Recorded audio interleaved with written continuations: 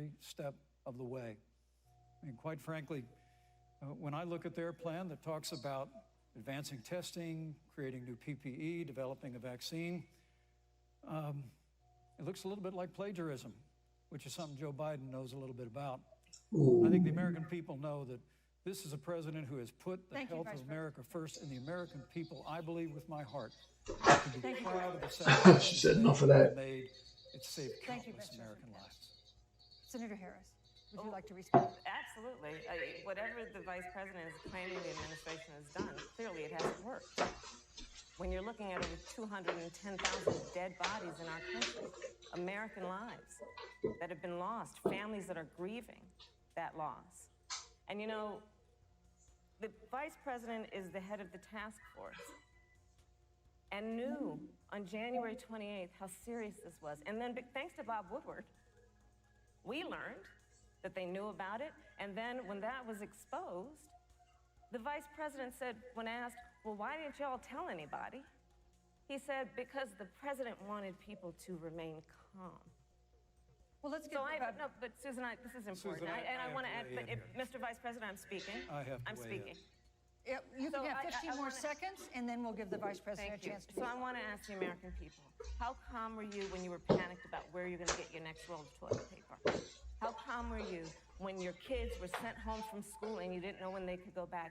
How calm were you when your children couldn't see your parents because you were afraid they could kill them? Let's give Vice President Pence a chance to respond. Vice President Pence, you have 1 minute to respond. You know, there's not a day gone by that I haven't thought of every American family that's lost a loved one. Not a day. And I want all of you to know that you'll always be in our hearts and in our prayers. But when you say what the American people have done over these last 8 months hasn't worked, that's a great disservice to the sacrifices the American people have made. The reality, if I may finish, Senator, the reality is Dr. Fauci said everything that he told the president in the Oval Office, the president told the American people. Now, President Trump, I will tell you, has boundless confidence in the American people, and he always spoke with confidence that we'd get through this together. But when you say it hasn't worked, when Dr. Fauci and Dr. Birx and our medical experts came to us in the second week of March, they said if the president didn't take the unprecedented step of shutting down roughly half of the American economy, that we could lose 2.2 million Americans. Now, that's the reality. Thank you. They also said to us if we did everything right, Susan, we could still lose more than 200,000 Americans. Vice President Now, one Pence, life lost is too many, Susan.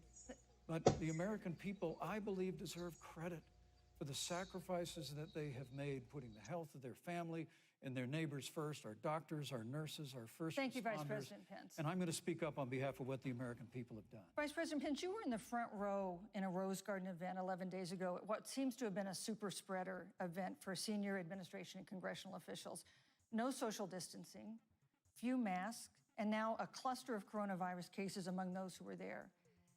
How can you expect Americans to follow the administration's safety guidelines to protect themselves from COVID when you at the White House have not been doing so? Well, the American people have demonstrated over the last 8 months that when given the facts, they're willing to put the health of their families and their neighbors and people they don't even know first. President Trump and I have great confidence in the American people and their ability to take that information and put it into practice. In the height of the epidemic, when we were losing a heartbreaking number of 2,500 Americans a day, we surged resources to New Jersey and New York and New Orleans and Detroit. We told the American people what needed to be done, and the American people made the sacrifices. When the outbreak in the Sun Belt happened this summer, again, Americans stepped forward. But the reality is the work of the President of the United States goes on. A vacancy on the Supreme Court of the United States has come upon us, and the President introduced Judge Amy Coney Barrett. Thank you. Thank you, Vice President. At that, if I may say, that Rose Garden event, there's been a great deal of speculation about it. My wife Karen and I were there and honored to be there. Many of the people who were at that event, Susan, actually were tested for coronavirus, and it was an outdoor event, which all of our scientists regularly and routinely advise. The difference here is President Trump and I trust the American people to make choices in the best interest of their health. Joe Biden and Kamala Harris consistently talk about mandates, and not just mandates with the coronavirus, but a government takeover of health care, Thank you, the Vice Green New President. Deal, all government control. We're about freedom and respecting the freedom of the American people. Let's talk about respecting the American people. You respect the American people when you tell them the truth. You respect the American people when you have the courage Which we've to be a always leader done. speaking of those things that you may not want people to hear, but they need to hear so they can protect themselves. But this administration stood on information that if you had as a parent, if you had as a worker knowing you didn't have enough money saved up, and now you're standing in a food line because of the ineptitude of an administration that was unwilling to speak the truth to the American people. So let's talk about caring about the American people. The American people have had to sacrifice far too much because of the incompetence of this administration. It is asking too much of the people. Susan, we talked No, about Vice It is President asking Pence. too much of the people. Let- That they would not be equipped with the information they need to help themselves to protect Susan, their parents President- and No, their I'm sorry. children. Kamala Harris, Senator Harris, I'm sorry. It's fine, I'm Kamala. No, you're Senator Harris to me. For life to get back to normal, Dr. Anthony Fauci and other experts say that most of the people who can be vaccinated need to be vaccinated. But half of Americans now say they wouldn't take a vaccine if it was released now. If the Trump administration approves a vaccine before or after the election, should Americans take it, and would you take it? If the public health professionals, if Dr. Fauci, if the doctors tell us that we should take it, I'll be the first in line to take it. Absolutely. But if Donald Trump tells us that we should take it, I'm not taking it. Vice President Pence, there have been a lot of repercussions from this pandemic. In recent days, the president's diagnosis of COVID-19 has underscored the importance of the job that you hold and that you are seeking. That's our second topic tonight. It's the role of the vice president. One of you will make history on January 20th. You will be the vice president to the oldest president the United States has ever had. Donald Trump will be 74 years old on Inauguration Day. Joe Biden will be 78 years old. That already has raised concerns among some voters, concerns that have been sharpened by President Trump's hospitalization in recent days. Vice President Pence, have you had a conversation or reached an agreement with President Trump about safeguards or procedures when it comes to the issue of presidential disability? And if not, do you think you should? You have 2 minutes without interruption. Well, Susan, thank you, although I would like to go back. I think we need to move on well, to the thank issue you, of but I would like to vice go back presidency. because the reality is that we're going to have a vaccine, Senator, in record time, in unheard of time, in less than a year. We have 5 companies in phase 3 clinical trials, and we're right now producing tens of millions of doses. So the fact that you continue to undermine public confidence in a vaccine, if the vaccine emerges during the Trump administration, I think is unconscionable. And Senator, I just ask you, stop playing politics with people's lives. The reality is that we will have a vaccine, we believe, before the end of this year. And it will have the capacity to save countless American lives. And your continuous undermining of confidence in a vaccine is just, it's just unacceptable. And let me also say, you know, the reality is when you talk about failure in this administration, we actually do know what failure looks like in a pandemic. It was 2009. The swine flu arrived in the United States. Thankfully, it ended up not being as lethal as the coronavirus. But before the end of the year, when Joe Biden was vice president of the United States, not 7.5 million people contracted the swine flu. 60 million Americans contracted the swine flu. If the swine flu had been as lethal as the coronavirus, in 2009, when Joe Biden was vice president, we would have lost 2 million American lives. His own chief of staff, Ron Klain, would say last year that it was pure luck that they did, quote, everything possible wrong. And we learned from that. They left the Strategic National Stockpile empty. They left an empty and hollow plan, but we Thank you, still Vice learned President from it. Pence. And I think Vice the President American Pence, your people, time is I'm going up. to say again, can be Vice proud President Pence, I'm sorry, of your what time we is have up. done. And Senator, please Thank you, Vice stop President undermining Pence. confidence in a vaccine. Senator Harris, let me ask you the same question that I asked Sure. Vice President Pence, which is, have you had a conversation or reached an agreement with Vice President Biden about safeguards or procedures when it comes to the issue of presidential disability? And if not, and if you win the election next month, do you think you should? You have 2 minutes uninterrupted. So let me tell you, first of all, the day I got the call from Joe Biden, it was actually a Zoom call, asking me to serve with him on this ticket was probably one of the most memorable days of my life. I thought about my mother, who came to the United States at the age of 19, gave birth to me at the age of 25 at Kaiser Hospital in Oakland, California. And the thought that I'd be sitting here right now, I know would make her proud. She must be looking down on this. Joe and I were raised in a very similar way. We were raised with values that are about hard work, about the value and the dignity of public service, and about the importance of fighting for the dignity of all people. And I think Joe asked me to serve with him because, I have a career that included being elected the first woman district attorney of San Francisco, where I created models of innovation for law enforcement in terms of reform of the criminal justice system. I was elected the first woman of color and black woman to be elected Attorney General of the state of California, where I ran the second largest Department of Justice in the United States, second only to the United States Department of Justice. And there I took on everything from transnational criminal organizations to the big banks that were taking advantage of homeowners, to for-profit colleges that were taking advantage of veterans. And then, of course, now I serve in the United States Senate as only the second black woman ever elected to the United States Senate. I serve on the Senate Intelligence Committee, where I've been in regular receipt of classified information about threats to our nation and hotspots around the world. I've traveled the world. I've met with our soldiers in war zones. And I think Joe has asked me to serve with him because he knows that we share a purpose, which is about lifting up the American people. And after the 4 years that we have seen of Donald Trump unifying our country around our common values and principles. Thank you, Senator Harris. Neither President Trump nor Vice President Biden has released a sort of detailed health information that had become the modern norm until the 2016 election. And in recent days, President Trump's doctors have given misleading answers or refused to answer basic questions about his health. And my question to each of you in turn is this information voters deserve to know? Vice President Pence, would you like to go first? Well, Susan, thank you.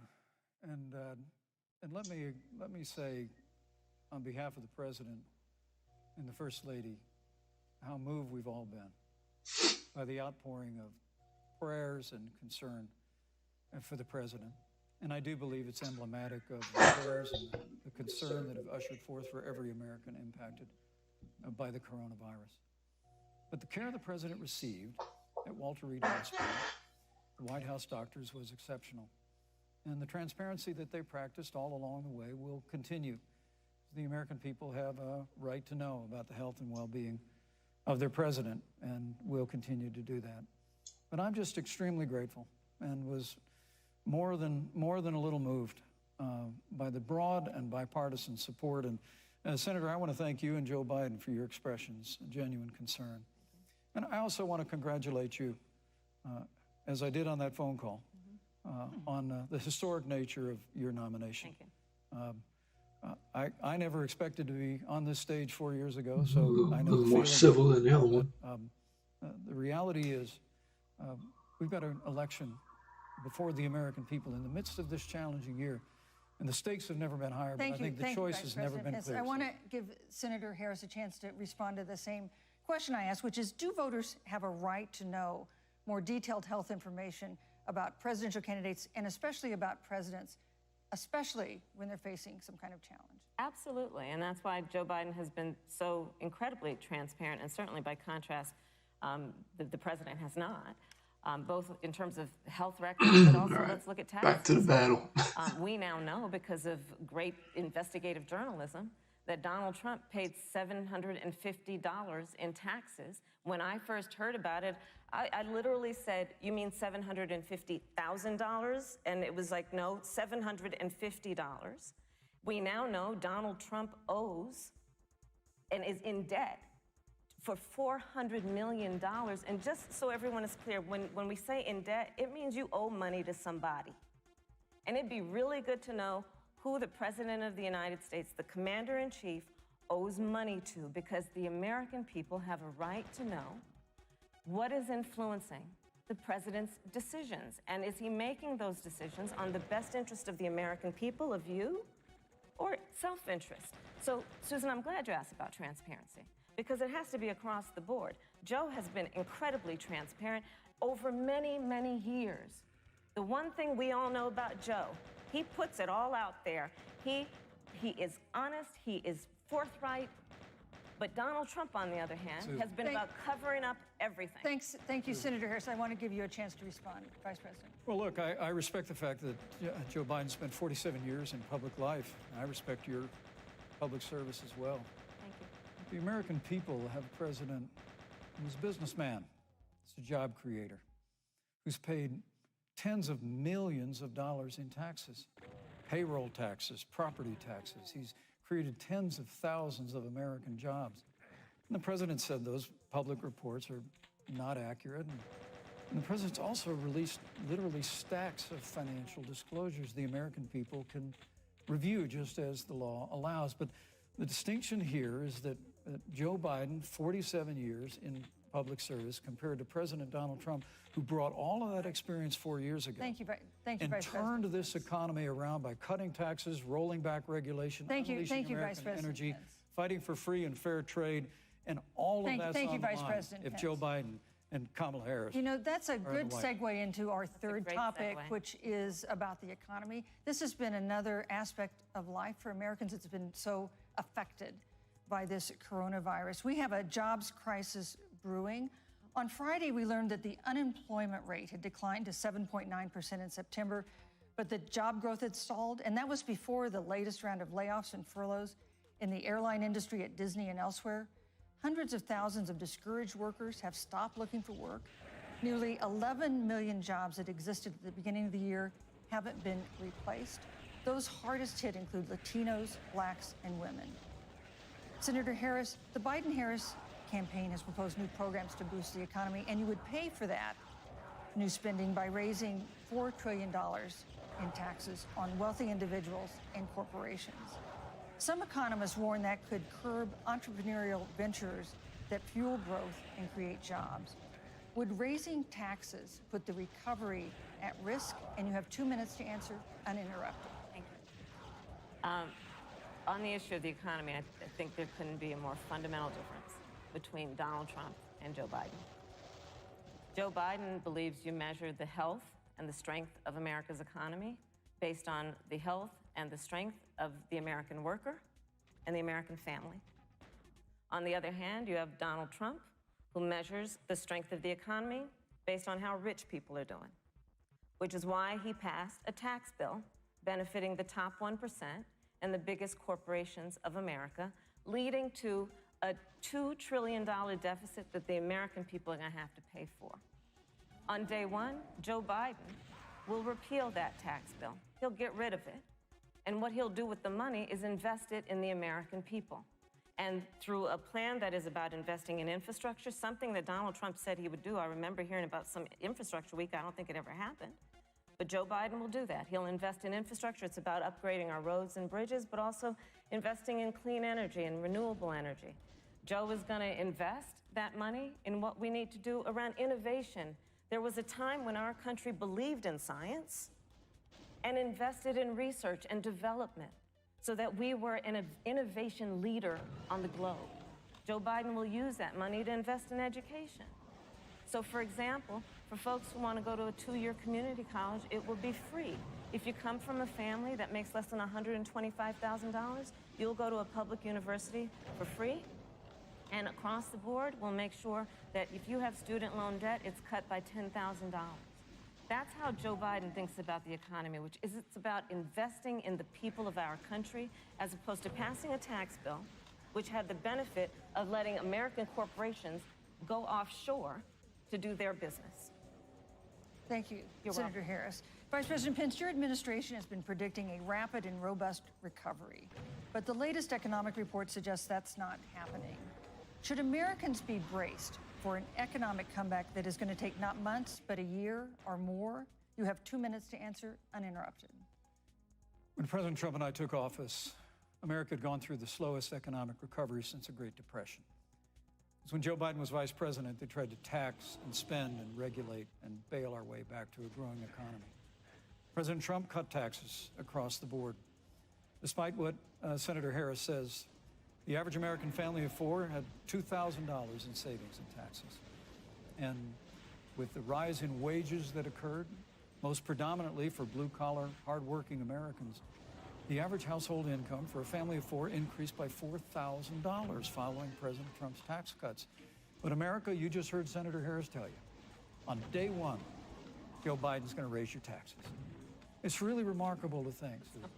I mean, right after a time where we're going through a pandemic that lost 22 million jobs at the height, we've already added back 11.6 million jobs because we had a president who cut taxes, rolled back regulation, unleashed American energy, fought for free and fair trade, and secured $4 trillion from the Congress of the United States to give direct payments to families, save 50 million jobs through the Paycheck Protection Program.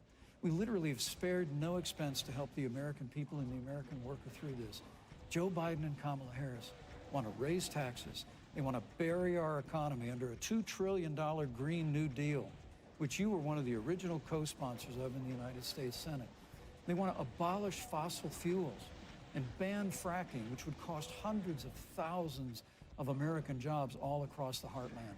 And Joe Biden wants to go back to the economic surrender to China, that when we took office, half of our international trade deficit was with China alone. And Joe Biden wants to repeal all of the tariffs that President Trump put into effect to fight for American jobs and American workers. Joe Biden says democracy's on the ballot. Make no mistake about it, Susan. The American economy, the American comeback is on the ballot with 4 more years of growth and opportunity, 4 more years of President Donald Trump. 2021 is going to be the biggest economic year in the history of this country. Thank you, Vice President Pence. Senator Harris. Well, I mean, I thought we saw enough of it in last week's debate, but I think this is supposed to be a debate based on fact and truth. And the truth and the fact is Joe Biden has been very clear. He will not raise taxes on anybody who makes less than $400,000 a year. He said he's going to repeal the Trump tax cuts. Mr. Vice President, I'm speaking.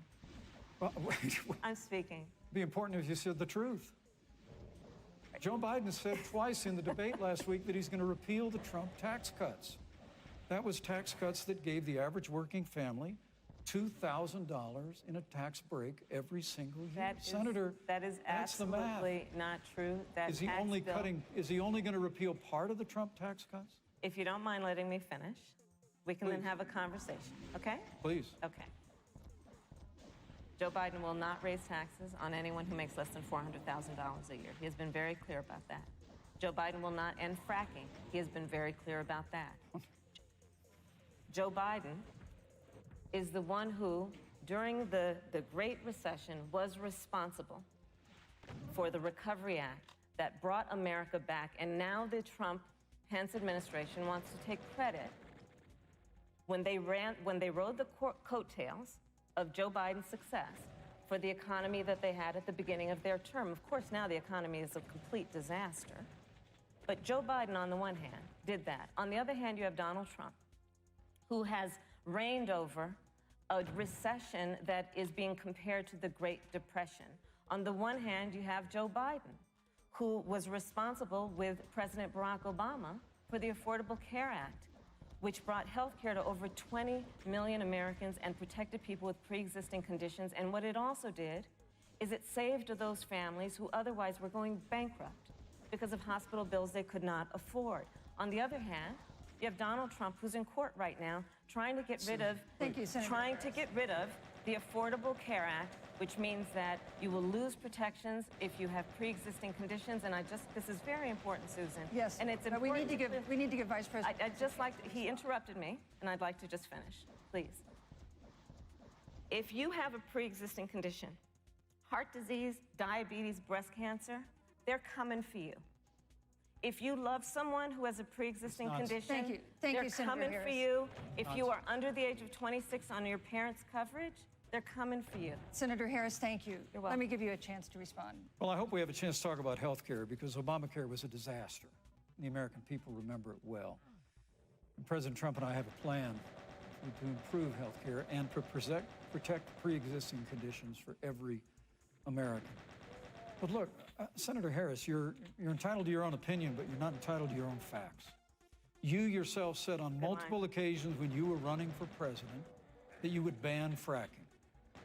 Joe Biden looked at a supporter in the eye and pointed and said, I guarantee that we will abolish fossil fuels.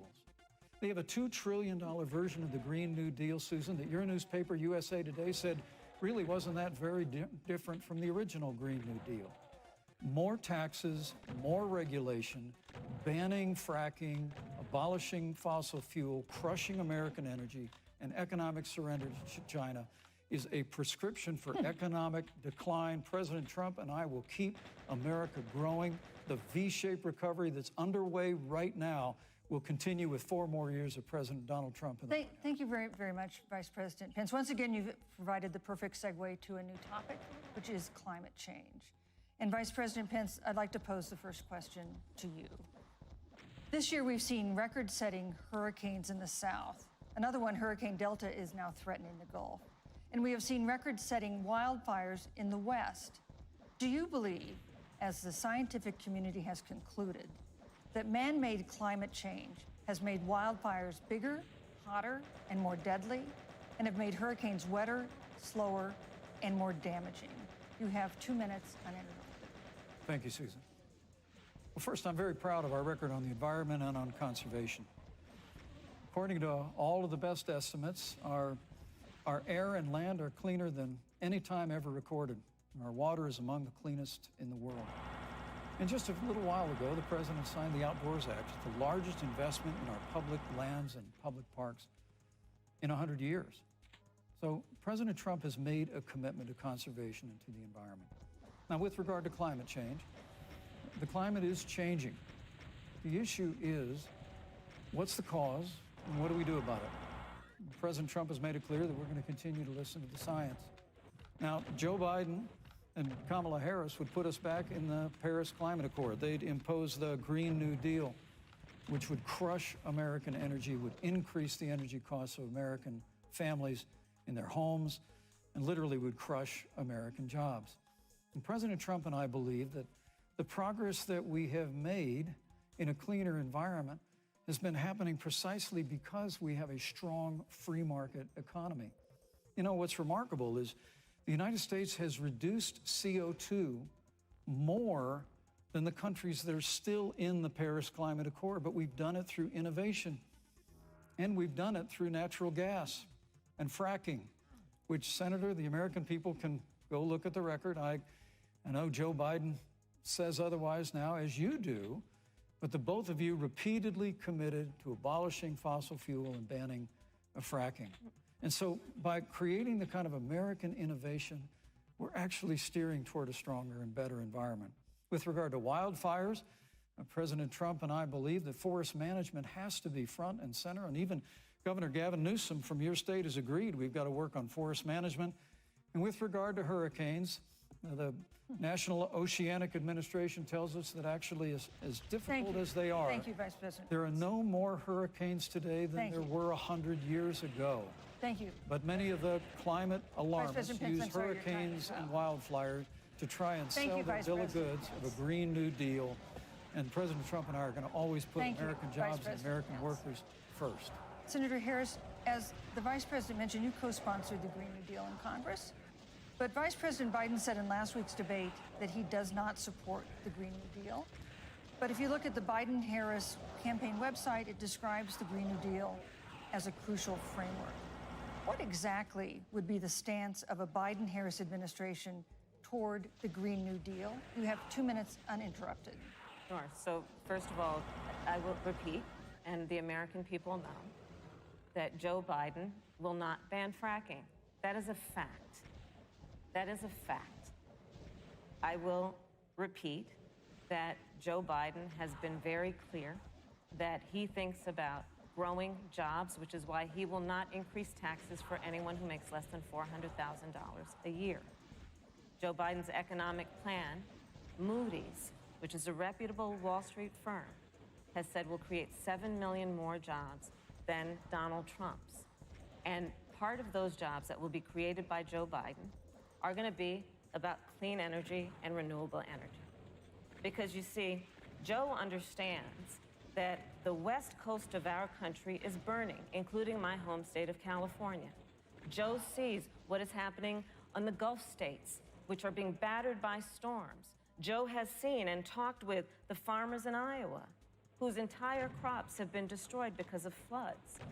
And so Joe believes, again, in science. I'll tell you something, Susan. I served, when I first got to the Senate, on the committee that's responsible for the environment. Do you know this administration took the word science off the website and then took the phrase climate change off the website?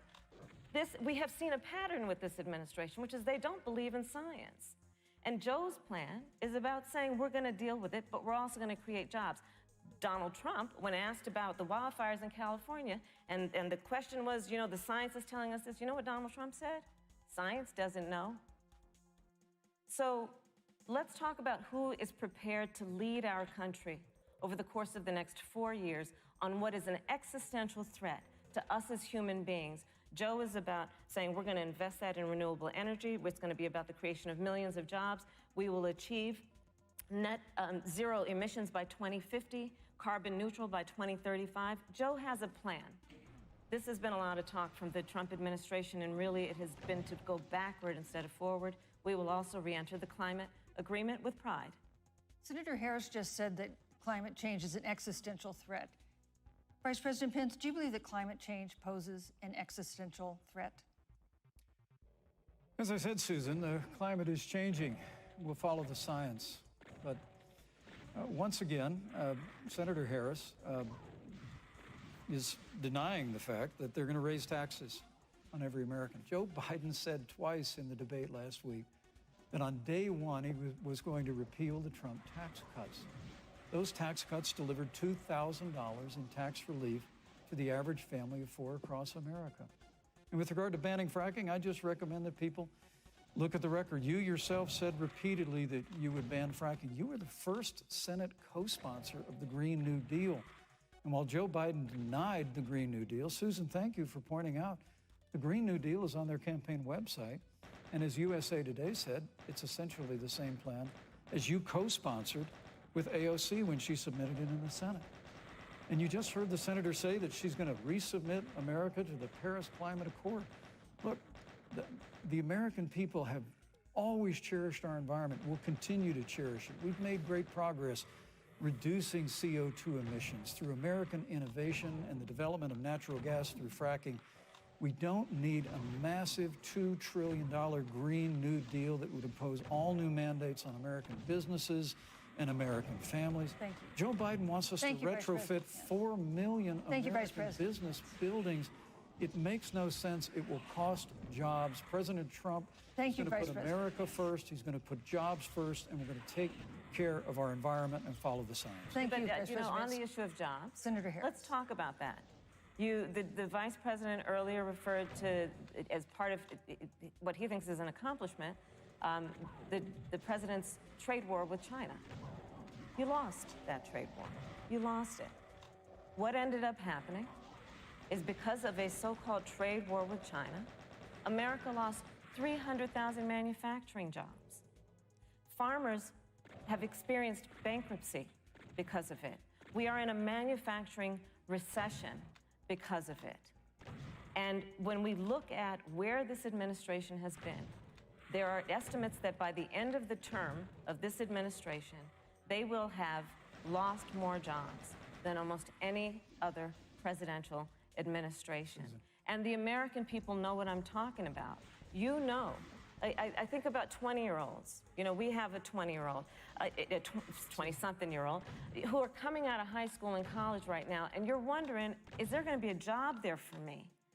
We're looking at people who are trying to figure out how they're going to pay rent by the end of the month. Almost half of American renters are worried about whether they're going to be able to pay rent by the end of the month. This is where the economy is in America right now, and it is because of the catastrophe and the failure of leadership of this administration. Thank you, Senator Harris. Vice President Pence, let me give you just 15 seconds to respond because then I want to move on to Well, I'd love to respond. Look, lost the trade war with China. Joe Biden never fought it. Joe Biden has been a cheerleader for communist China through over the last several decades. And again, Senator Harris, you're entitled to your opinion. You're not entitled to your own facts. When Joe Biden was vice president, we lost 200,000 manufacturing jobs. And President Obama said they were never coming back. He said we needed a magic wand to bring them back. In our first 3 years after we cut taxes, rolled back regulation, unleashed American energy, this administration saw 500,000 manufacturing jobs created. And that's exactly the kind of growth we're going to continue to see as we bring our nation through this pandemic. But a Green New Deal, your massive new mandates, your Paris Climate Accord, it's going to kill jobs this time, just like it killed jobs. I just need to respond very briefly, 15 seconds, and then we'll move on. Thank you. Joe Biden is responsible for saving America's auto industry, and you voted against it. So let's set the record straight. Thank you. I'd like to talk about China. We have, as our next topic, we have no more complicated or consequential foreign relationship than the one with China. It is a huge market for American agricultural goods. It's a potential partner in dealing with climate change in North Korea. And in a video tonight, President Trump again blamed it for the coronavirus, saying China will pay. Vice President Pence, how would you describe our fundamental relationship with China? Competitors, adversaries, enemies? You have 2 minutes. Thank you, Susan.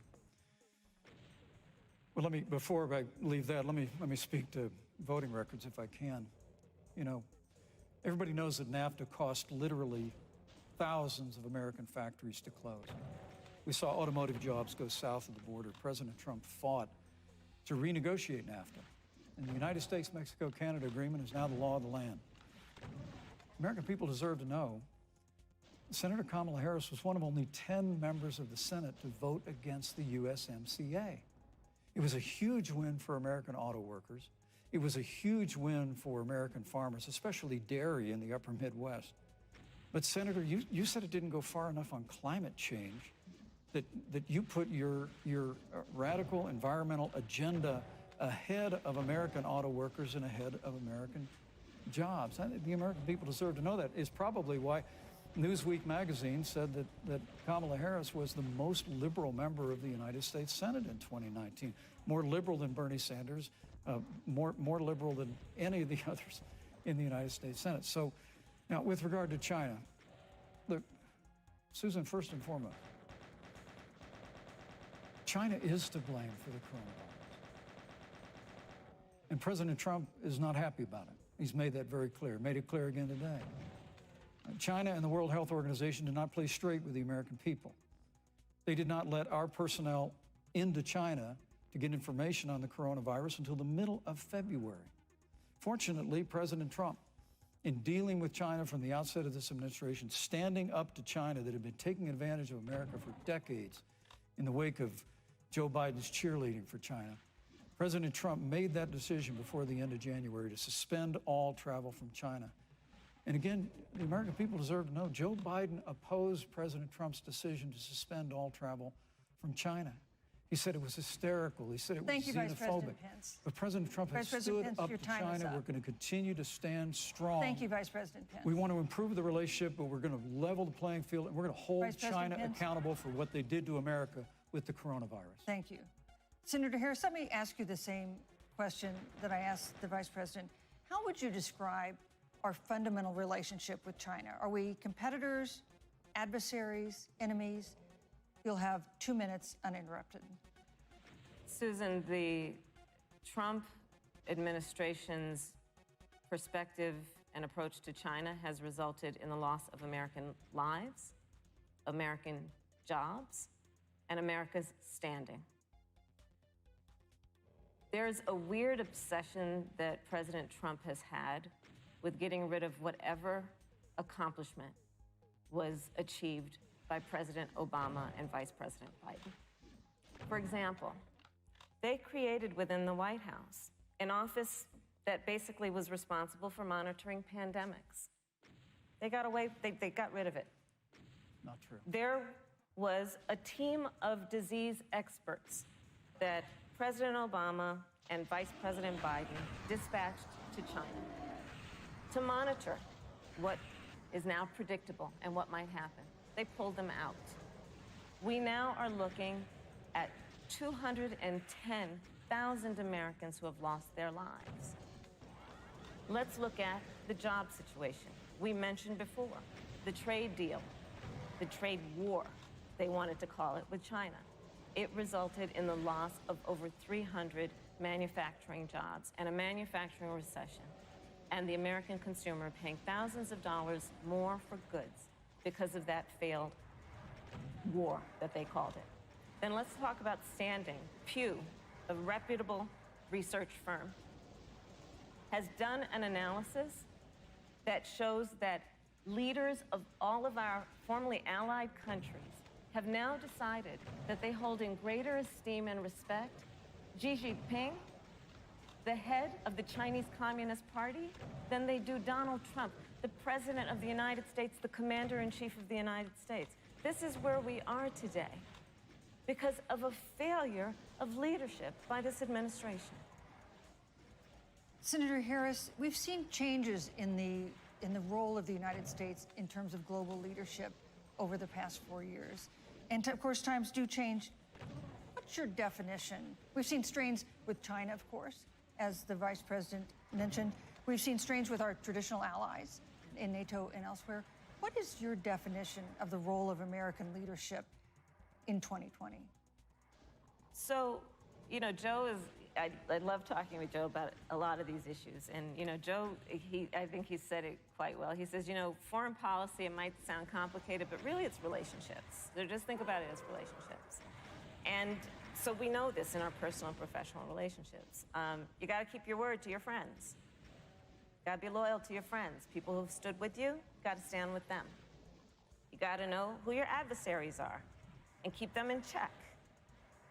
But what we have seen with Donald Trump is that he has betrayed our friends and embraced dictators around the world. Let's take, for example, Russia. So, Russia, I serve on the Intelligence Committee of the United States Senate. America's intelligence community told us Russia interfered in the election of the President of the United States in 2016 and is playing in 2020. Christopher Wray, the director of the FBI, said the same. But Donald Trump, the Commander-in-Chief of the United States of America, prefers to take the word of Vladimir Putin over the word of the American intelligence community. You look at our friends at NATO. He has walked away from agreements. You can look at the Iran nuclear deal, which now has put us in a position where we are less safe because they are building up what might end up being a significant nuclear arsenal. We were in that deal, guys. We were in the Iran nuclear deal with friends, with allies around the country. And because of Donald Trump's unilateral approach to foreign policy, coupled with his isolationism, he pulled us out and has made America less safe. So, Susan, it's about relationships. And the thing that has always been part of the strength of our nation, in addition to our great military, has been that we keep our word. But Donald Trump doesn't understand that because he doesn't understand what it means to be honest. Thank you, Senator Harris. Vice President Pence, let me give you a chance to respond. Well, thank you. Well, President Trump kept his word when we moved the American embassy to Jerusalem, the capital of the state of Israel. When Joe Biden was vice president, they promised to do that, and they never did. We've stood strong with our allies, but we've been demanding. NATO is now contributing more to our common defense than ever before, thanks to President Trump's leadership. We've strengthened our alliances across the Asia-Pacific, and we've stood strong against those who would do us harm. You know, when President Trump came into office, ISIS had captured an area of the Middle East the size of Pennsylvania. But President Trump unleashed the American military, and our armed forces destroyed the ISIS caliphate and took down their leader, al-Baghdadi, without one American casualty. Al-Baghdadi was responsible for the death of thousands. But notably, America's hearts today are with the family of Kayla Mueller, her parents of which are here with us tonight in Salt Lake City. Today, two of the ISIS killers responsible for Kayla Mueller's murder were brought to justice in the United States. Jihadi John was killed on the battlefield along with the other Beetle. The reality is that when Joe Biden was vice president, we had an opportunity to save Kayla Mueller. It breaks my heart to reflect on it, but the military came into the Oval Office, presented a plan. They said they knew where Kayla was. Baghdadi had held her for 18 months, abused her mercilessly before they killed her. But when Joe Biden was vice president, they hesitated for a month. And when armed forces finally went in, it was clear she'd been moved 2 days earlier. And her family says with a heart that broke the heart of every American that if President Donald Trump had been president, they believe Kayla would be alive today. Thank you, Vice Look, we President. destroyed the ISIS caliphate. And you talk about re-entering the Iran nuclear deal. I mean, the last administration transferred $1.8 billion to the leading state sponsor Thank you, Vice of President. terrorism. President Donald Trump got us out of the deal. Thank you, Vice President Pence. And when Qasem Soleimani was traveling to Baghdad Thank you, to Vice President harm Pence. to Americans, President Donald Trump took Thank you, him Vice out. President Pence. And America is safer, our allies are safer, and the American people know President Donald Trump will never have Thank you, Vice President take Pence. action. I would like to give Senator Harris a chance to respond, but not at such great length, because of course there are other topics we want to talk about. But I would like equal time. Yes, Thank you. please go ahead. First of all, to the Mueller family, I know about your daughter's case, and I'm so sorry. I'm so sorry. What happened to her is awful, and it should have never happened. And I know Joe feels the same way. And I know that President Obama feels the same way. But you mentioned Soleimani. Let's start there. So after the strike on Soleimani, there was a counter strike on our troops in Iraq. And they suffered serious brain injuries. And do you know what Donald Trump dismissed them as? Headaches. And this is about a pattern of Donald Trump's, where he has referred to our men who are serving in our military as suckers and losers. Donald Trump, who went to Arlington Cemetery and stood above the graves of our fallen heroes and said, what's in it for them? Because of course, you know, he only thinks about what's in it for him. Let's take what he said about John McCain, a great American hero. And Donald Trump says he doesn't deserve to be called a hero because he was a prisoner of war. And this is very important when you want to talk about who is the current commander-in-chief and what they care about and what they don't care about. Public reporting that Russia had bounties on the heads of American soldiers. And you know what a bounty is? It's somebody puts a price on your head and they will pay it if you are killed. And Donald Trump had talked at least 6 times to Vladimir Putin and never brought up the subject. Joe Biden would never do that. Thank you. Joe Biden would, but Joe Biden would hold Russia to account for any threats to our nation's security or to our troops who are sacrificing their lives for the sake of our democracy and our safety. Thank you, Senator Harris. This is such an important issue, but we have other important issues as well. And Susan, I want to make sure we have a chance I really have to talk about. respond to that. I'm- Look, she has 15 seconds because Well, I gotta we're have trying more to than keep. that. Look. Well, I'm sorry, but Vice President Look, Pence, you've I- had more time than she's had so far. The slanders against President Donald Trump regarding men and women of our armed forces are absurd. I'm sorry, Vice My President son is Pence. a captain in the United Yes. States Marine Corps. My son-in-law is deployed in the United States Navy. I can assure all of you, with sons and daughters serving in our military, President Donald Trump not only respects but reveres all of those who serve in our armed forces, and any suggestion otherwise is ridiculous. Thank you, Vice President Pence. Vice Vice The President American Pence, people deserve- you know, Susan, Vice the President American Pence, people deserve I to didn't, know Vice President Pence, I did not, excuse me, Susan, the I did American not people create the deserve to know rules for tonight. Joe Biden. Your and campaigns agreed to the rules for tonight's debate with the Commission on Presidential Debates. I'm here to enforce them, which involves moving from one topic to another, giving roughly equal time to both of you, right which is what I'm trying very hard to do. Go right ahead. So I want to go ahead and move to the next topic, which is an important one, as the last topic was, and that is the Supreme Court. On Monday, the Senate Judiciary Committee is scheduled to open hearings on Amy Coney Barrett's nomination to the Supreme Court. Senator Harris, you'll be there as a member of the committee. Her confirmation would cement the court's conservative majority and make it likely open to more abortion restrictions, even to overturning the landmark Roe v. Wade ruling. Access to abortion would then be up to the states. Vice President Pence, you're the former governor of Indiana. If Roe v. Wade is overturned, what would you want Indiana to do? Would you want your home state to ban all abortions? You have 2 minutes, uninterrupted. Well, thank you for the question, but I'll use a little bit of my time to respond to that very important issue before. The American people deserve to know Qasem Soleimani, the Iranian general, was responsible for the death of hundreds of American service members. When the opportunity came, we saw him headed to Baghdad to kill more Americans. President Trump didn't hesitate, and Qasem Soleimani is gone. But you deserve to know that Joe Biden and Kamala Harris actually criticized the decision to take out Qasem Soleimani.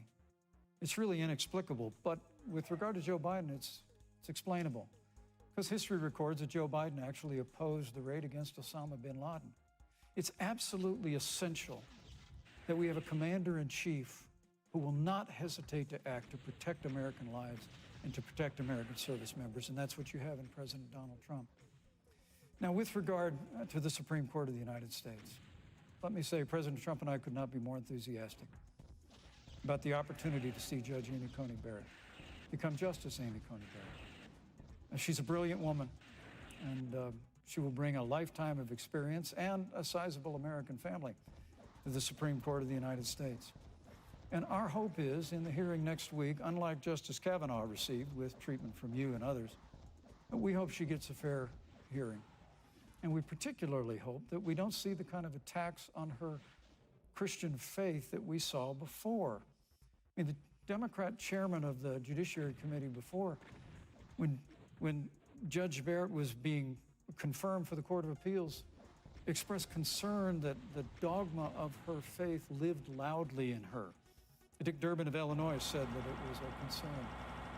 Senator, I know one of our judicial nominees you actually attacked because they were a member of the Catholic Knights of Columbus, just because the Knights of Columbus holds pro-life views and Thank you, views. thank you, Vice President So Pence. Your my time hope is is up. that when the hearing takes place, Thank you, Vice President Pence. that Judge Amy Coney Barrett will be respected, Thank you, treated Vice President respectfully, Pence. voted and confirmed Thank to the you. Supreme Court of the United States. Senator Harris, you're the senator from and former Attorney General of California. So let me ask you a parallel question to the one I posed to the Vice President. If Roe v. Wade is overturned, what would you want California to do? Would you want your home state to enact no restrictions on access to abortion? And you have 2 minutes uninterrupted.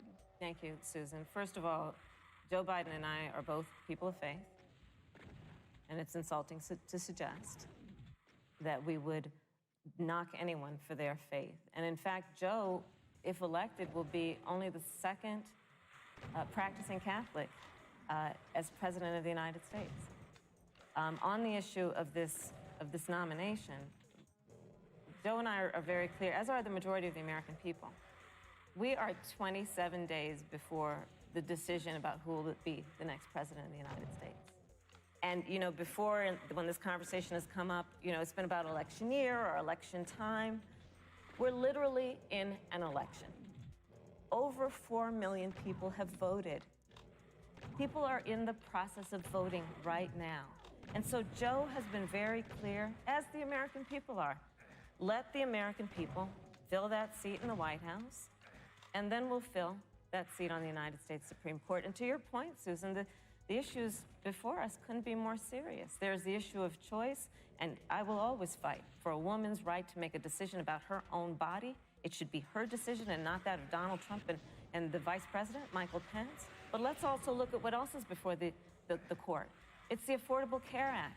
Like, literally in the midst of a public health pandemic, when over 210,000 people have died and 7 million people probably have what will be in the future considered a pre-existing condition because you contracted the virus. Donald Trump is in court right now trying to get rid of the Affordable Care Act. And I said it before, and it bears repeating. This means that there will be no more protections if they win for people with pre-existing conditions. This means that over 20 million people will lose your coverage. It means that if you're under the age of 26, you can't stay on your parents' coverage anymore. And here's the thing. The contrast couldn't be more clear. They're trying to get rid of the Affordable Care Act. Joe Biden is saying, let's expand coverage. Let's give you a choice of a public option or private coverage. Let's bring down premiums. Thank you, Senator Let's Harris. lower Medicare eligibility to 60. Thank you, Senator. That's true Harris. leadership. You know, you mentioned earlier, Vice President Pence, that the president was committed to maintaining protections for people with pre-existing conditions. But you do have this court case that you are supporting, your administration supporting, that would strike down the Affordable Care Act. The president says, President Trump says that he's going to protect people with pre-existing conditions, but he has not explained how he would do that. And that was one of the toughest nuts to crack when they were passing the Affordable Care Act. So tell us specifically, how would your administration protect Americans with pre-existing conditions to have access to affordable insurance if the Affordable Care Act is struck down? Well, thank you, Susan. But let me just say, addressing your very first question, I couldn't be more proud to serve as vice president to a president who stands without apology for the sanctity of human life. I'm pro-life. I don't apologize for it. And this is another one of those cases where there's such a dramatic contrast.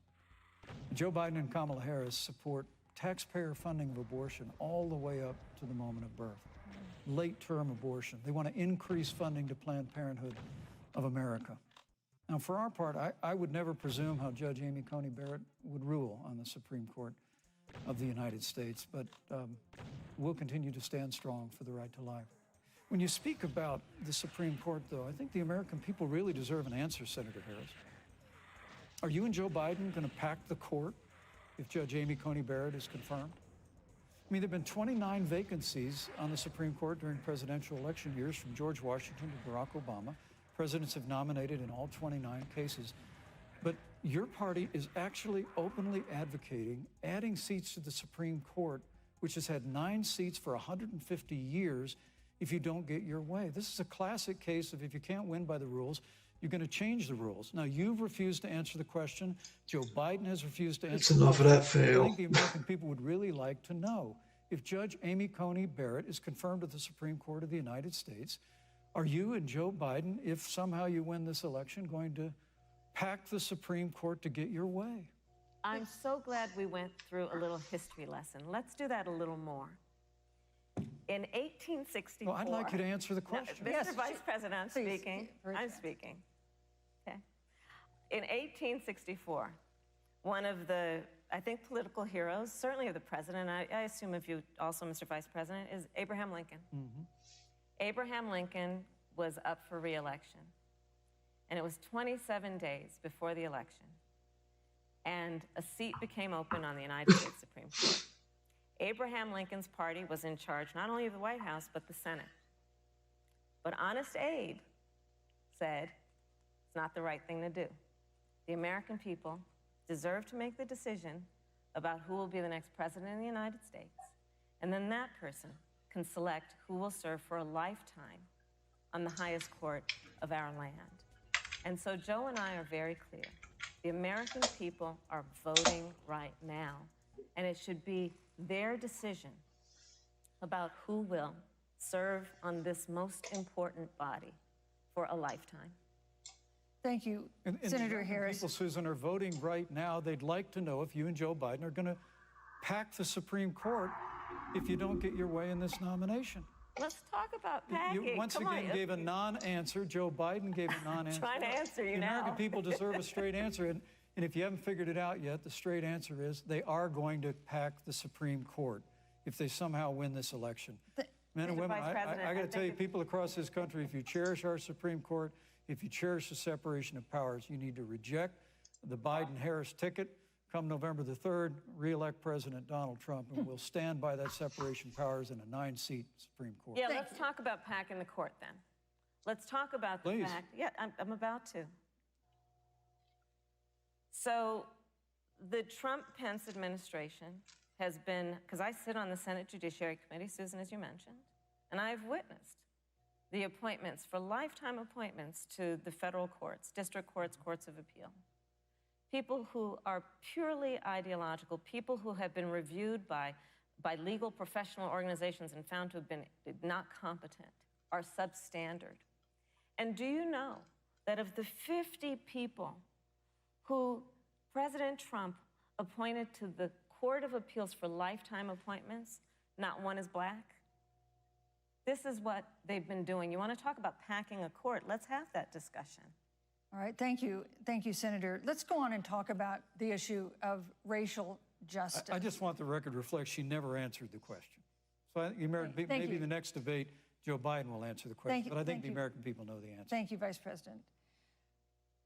In March, Breonna Taylor, a 26-year-old emergency room technician in Louisville, was shot and killed after police officers executing a search warrant in a narcotics investigation broke into her apartment. The police said they identified themselves. Taylor's boyfriend said he didn't hear them do that. He used a gun registered to him to fire a shot, which wounded an officer. The officers then fired more than 20 rounds into the apartment. They say they were acting in self-defense. None of them have been indicted in connection with her death. Senator Harris, in the case of Breonna Taylor, was justice done? You have 2 minutes. I don't believe so, and I've talked with Breonna's mother, Tamika Palmer, and her family, and her family deserves justice. She was a beautiful young woman. She had as her life goal to become a nurse, and she wanted to become an EMT to first learn what's going on out on the street so she could then become a nurse and save lives. And her life was taken unjustifiably and tragically and violently. And it brings me to, you know, the 8 minutes and 46 seconds that America witnessed, during which an American man was tortured and killed under the knee of an armed, uniformed police officer. And people around our country, of every race, of every age, of every gender, perfect strangers to each other, marched shoulder to shoulder, arm in arm, fighting for us to finally achieve that ideal of equal justice under law. And I was a part of those peaceful protests. And I believe strongly that, first of all, we are never going to condone violence, but we always must fight for the values that we hold dear, including the fight to achieve our ideals. And that's why Joe Biden and I have said on this subject, look, and I'm a former career prosecutor. I know what I'm talking about. Bad cops are bad for good cops. We need reform of our policing in America and our criminal justice system, which is why Joe and I will immediately ban chokeholds and carotid holds. George Floyd would be alive today if we did that. We will require a national registry for police officers who break the law. We will, on the issue of criminal justice reform, get rid of private prisons and cash bail, and Thank we you. will decriminalize marijuana, and Thank we you, will Senator Harris. we will expunge the records of those who have Thank you, been Senator convicted Harris. of marijuana. This is Thank a you, time Senator for Harris. leadership on a tragic issue Senator Harris, of your time is unarmed up. black people in America who Thank have you, been Senator killed. Harris. Vice President Pence, let me pose the same question to you. In the case of Breonna Taylor, was justice done? You have 2 minutes, uninterrupted. Well, our heart breaks for the loss of any innocent American life. And the family of Breonna Taylor has our sympathies. But I trust our justice system, a grand jury that refused the evidence. And it really is remarkable that as a former prosecutor, you would assume that an impaneled grand jury looking at all the evidence got it wrong. But you're entitled to your opinion, Senator. I think, look, and with regard to George Floyd, there's no excuse for what happened to George Floyd. And justice will be served. But there's also no excuse for the rioting and looting that followed. I mean, it really is astonishing. Flora Westbrook is with us here tonight in Salt Lake City. Just a few weeks ago, I stood at what used to be her salon. It was burned to the ground by rioters and looters. And Flora is still trying to put her life back together. And I must tell you, this presumption that you hear consistently from Joe Biden and Kamala Harris, that America is systemically racist.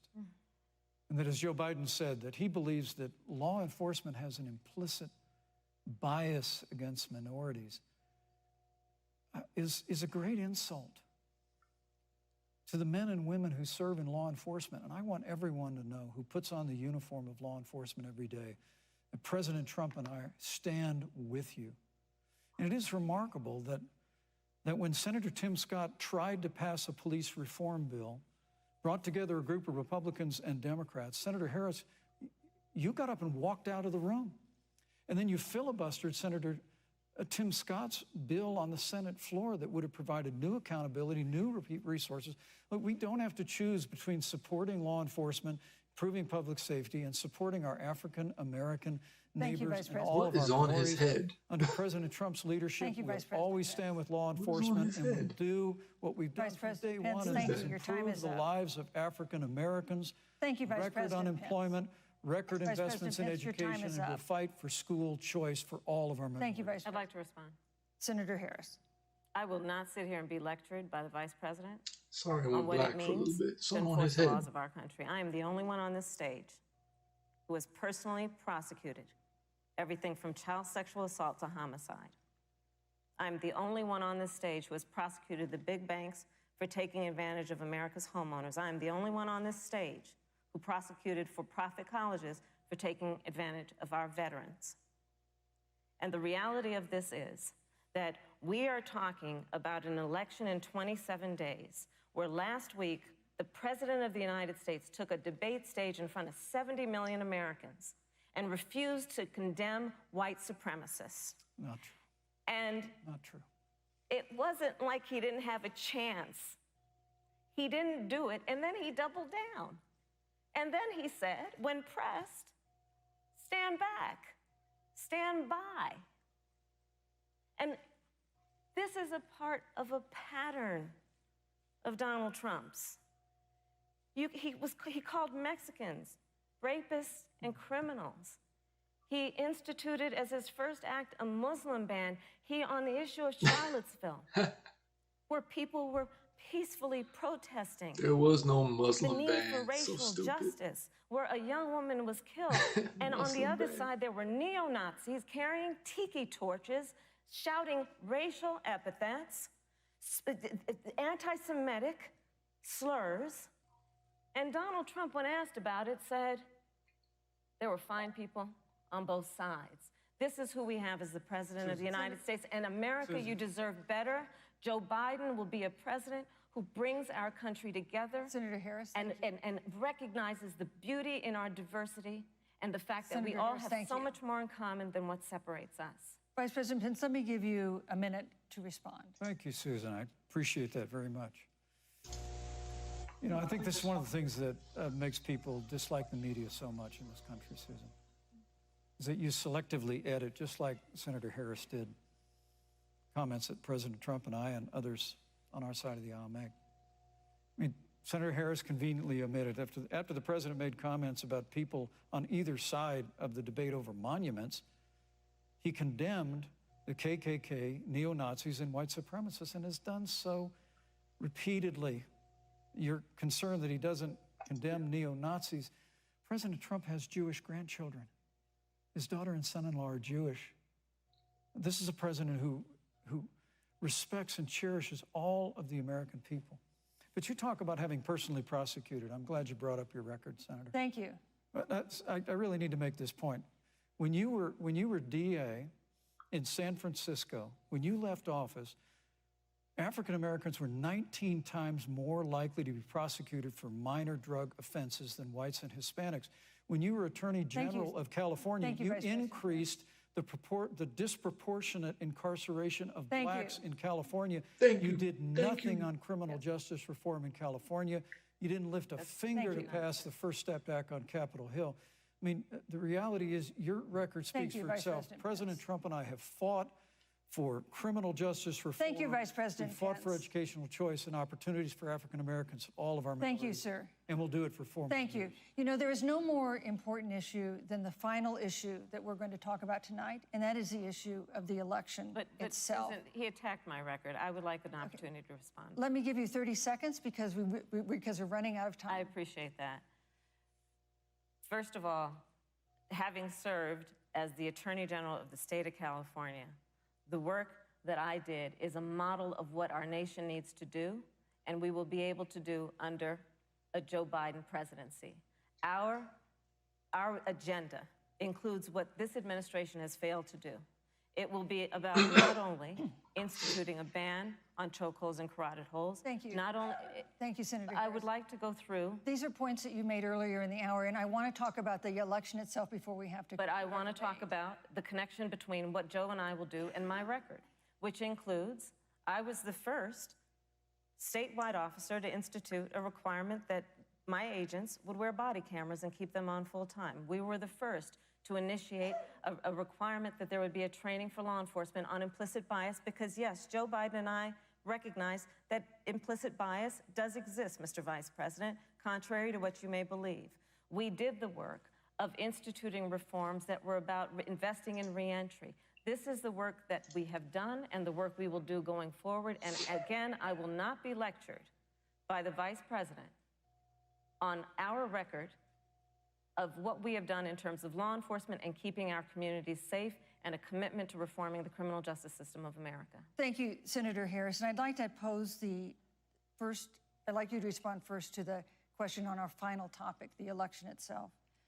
President Trump has several times refused to commit himself to a peaceful transfer of power after the election.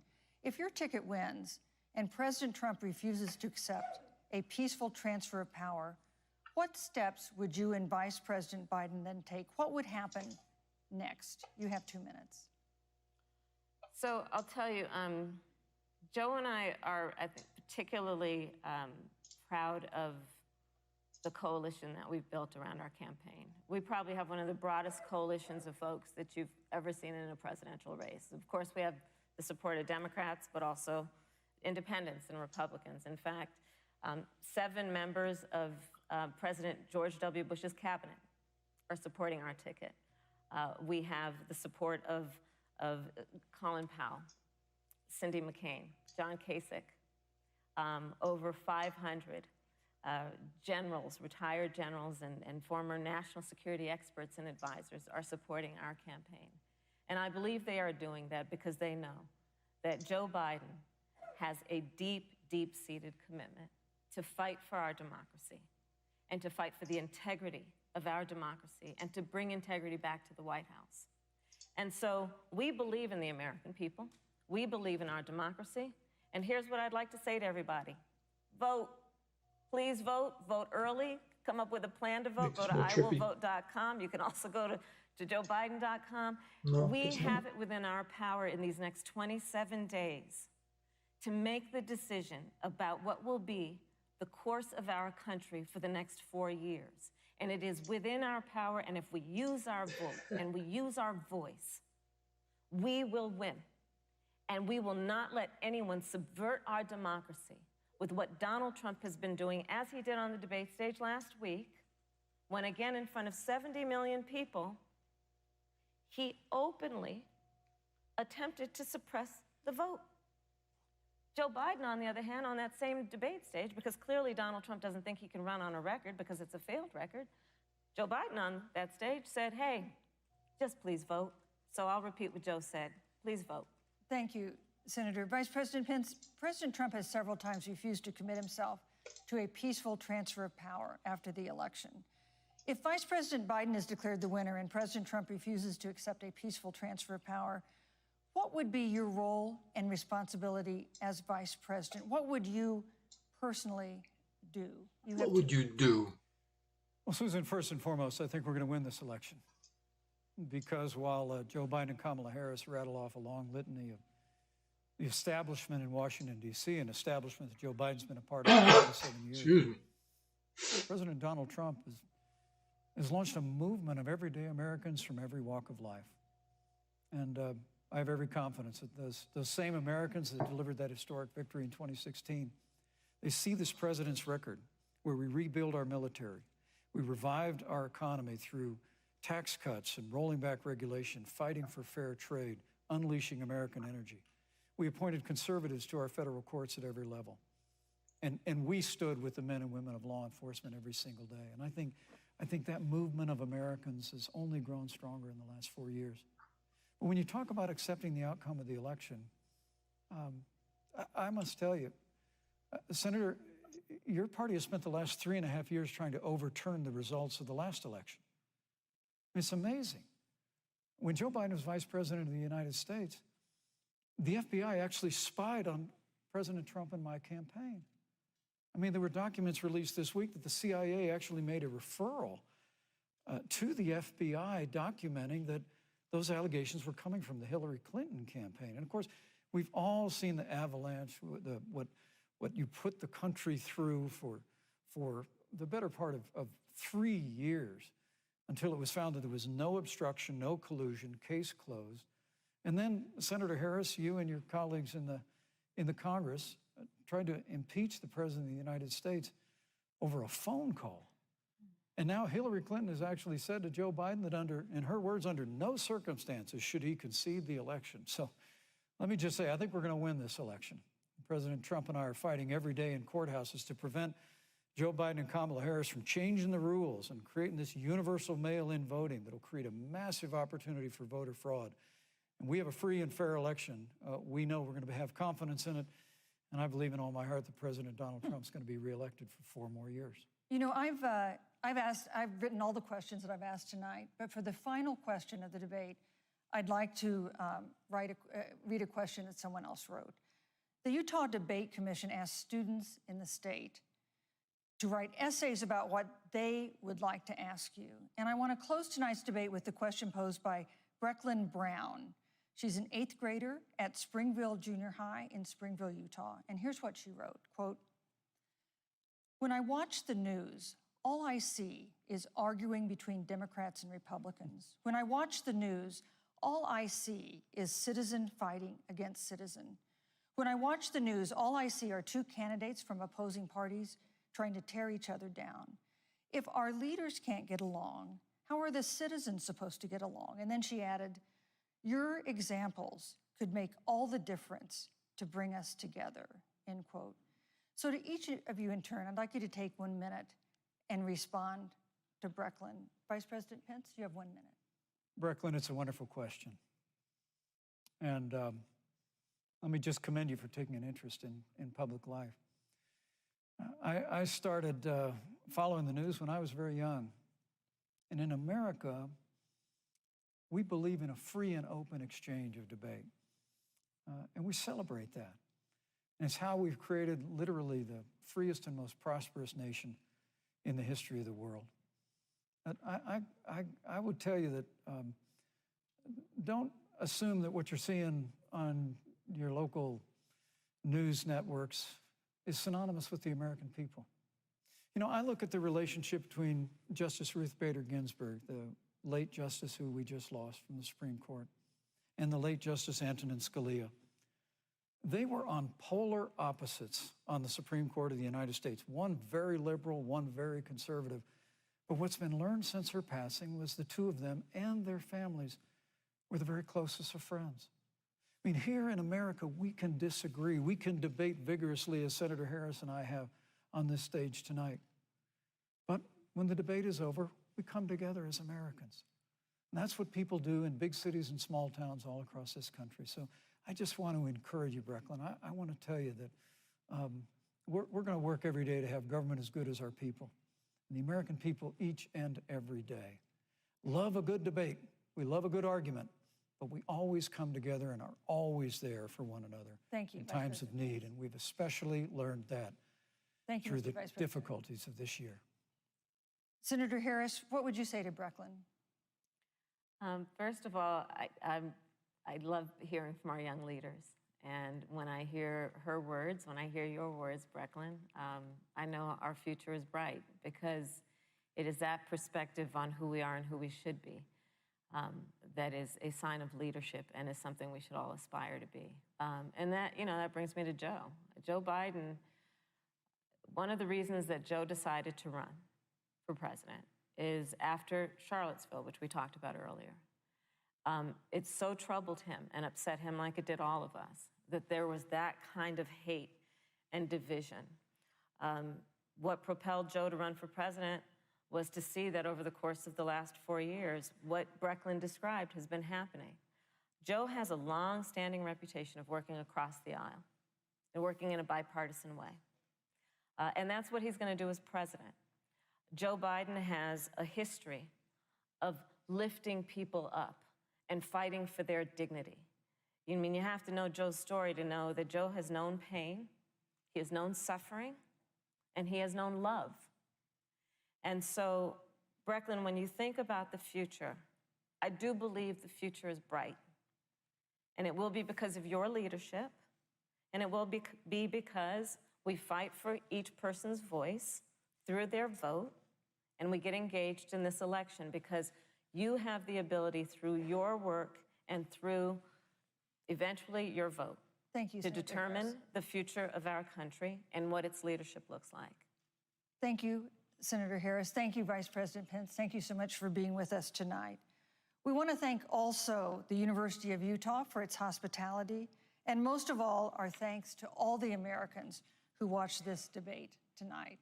Again, our best wishes for a quick recovery to President Trump, the First Lady, and everyone who is battling COVID-19. The second presidential debate is next week on October 15th, a town hall style debate in Miami. We hope you'll join us then. Good evening.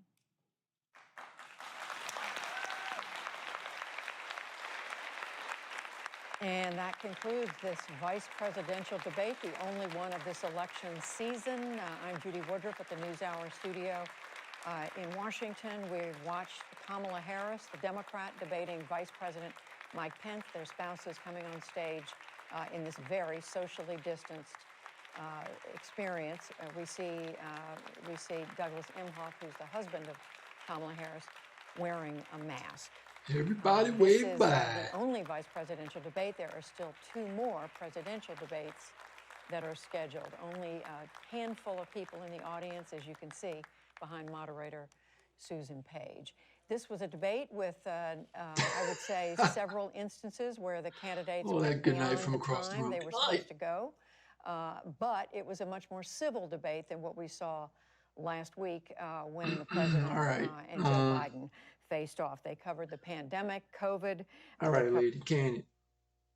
So, yeah, somebody on YouTube had to do the worst job of streaming this presidential or vice presidential debate.